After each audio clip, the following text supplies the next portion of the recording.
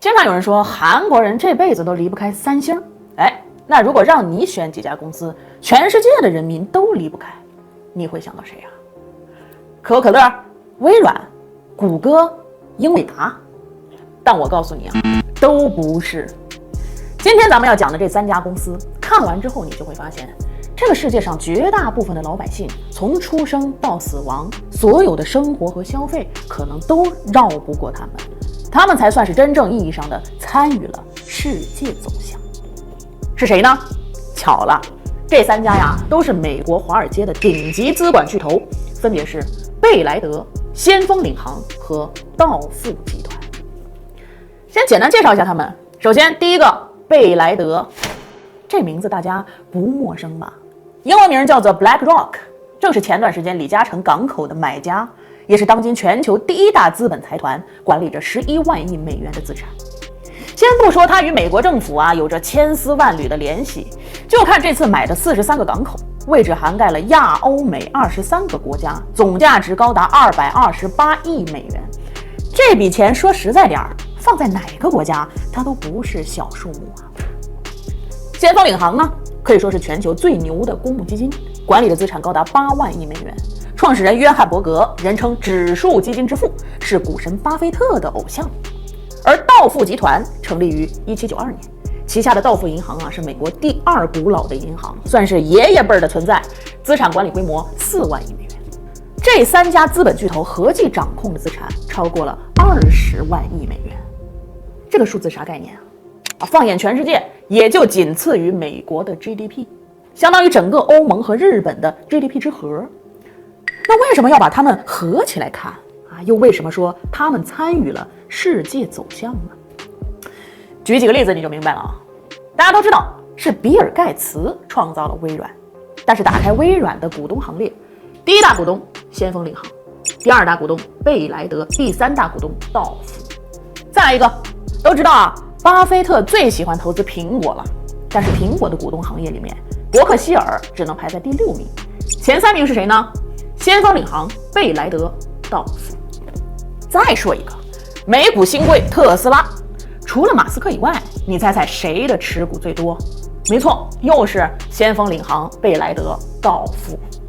仔细一扒呀，你就不难发现，全球范围内，但凡你叫得出名字的超级大公司，英伟达、可口可乐、高盛、摩根大通、亚马逊，甚至是国内的阿里、腾讯、小米、百度，前10大股东里都有这3巨头的身影，涵盖金融、医药、军工、互联网、能源等各行各业。那么问题来了，这贝莱德们，他们的背后又是谁来掌控的呢？巧了，贝莱德的前3大股东是先锋领航、贝莱德和道富。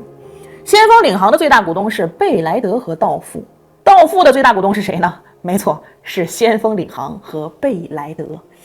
所以一定程度上，我可以这么说这3巨头加起来掌握了世界上绝大多数的财富，而这3家公司的背后又是同一个利益共同体，统称为犹太财团。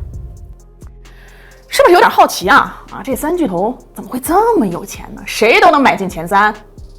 如果你以为他们真的只是搞投资的，那可就太天真了。人家可是用资本编织了一张大网。可以这么说这3巨头的发家史本质上就是一部全球危机中的收割史。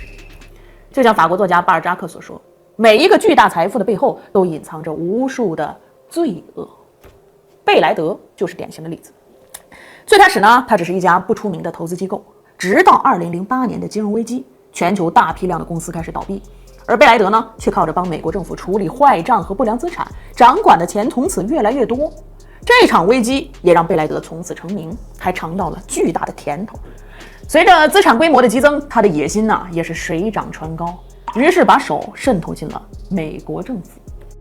你像贝莱德的创始人拉里·芬克，以前就和美国民主党关系亲密，现在和川普呢也是联系密切，包括美联储前副主席、瑞士央行前行长、英国前财政大臣也都成了贝莱德的顾问和高管。正是利益的捆绑，让他的行业地位也不断被强化。全球主权基金都开始排队找贝莱德管钱，他就这样一跃成为了全球最大的资管财团，掌控着全球财富。虽然这钱呢不全是他们的，但是投资的去向、资金的走向，一切都由他们说了算。既有钱又有权，那想做点什么还不是 so easy 啊？所以有趣的是，在这些年里，每一次全球危机的背后都有他们的身影。比如口罩期间，制药公司、疫苗公司大赚特赚，而辉瑞的最大股东、阿斯利康的第二大股东都是贝莱德。再比如俄乌冲突期间，贝莱德和乌克兰成立了乌克兰发展基金，接管了乌克兰的能源、电网、农业，甚至大部分国有企业。每一次全球的黑天鹅事件，对于大部分人来说都是灭顶之灾，但对这三巨头来说，却成为了捞金重建的最好时机。聊到这儿，我开始怀疑了，你们说这些资本巨头究竟是推动了这个世界的发展，还是在操控着这个世界啊？你们怎么看？散会。